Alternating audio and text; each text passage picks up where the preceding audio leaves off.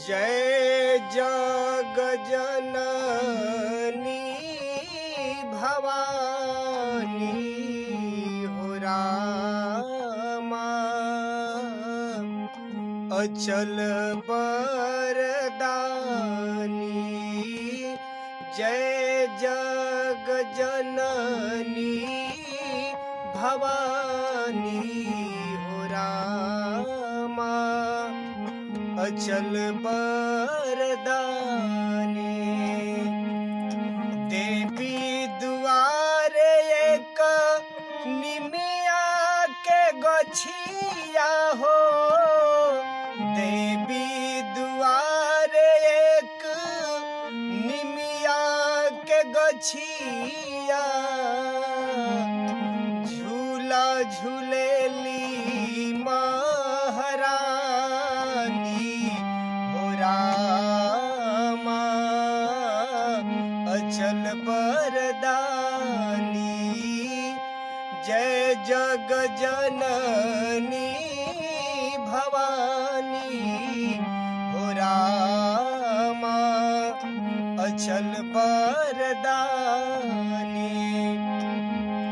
देवी दुआरे एक हरियर पीपर, देवी दुआरे एक, देवी दुआरे एक हरियर पीपर, लाल ध्वजा फहरानी हो रामा, अचल बरदानी।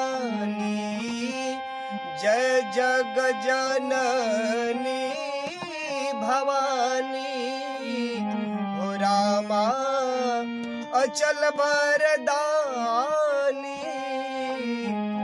सिंह चढ़ल देवी गरजत आवे हो, सिंह चढ़ल देवी, सिंह चढ़ल देवी गरजत आवे, गरजत आवे रामा, गरजत आवे हो। रथ उड़ेला असमानी हो रामा, अचल बरदानी। रथ उड़ेला असमानी हो रामा, अचल बरदानी।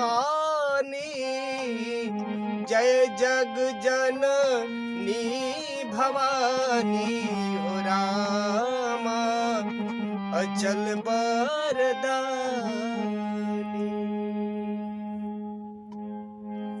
माँ के चैत महीना में भक्त जो है बार बार अरज गुहार कर रहा है कि हे माँ, आपका कृपा हम पर सदा बना रहे।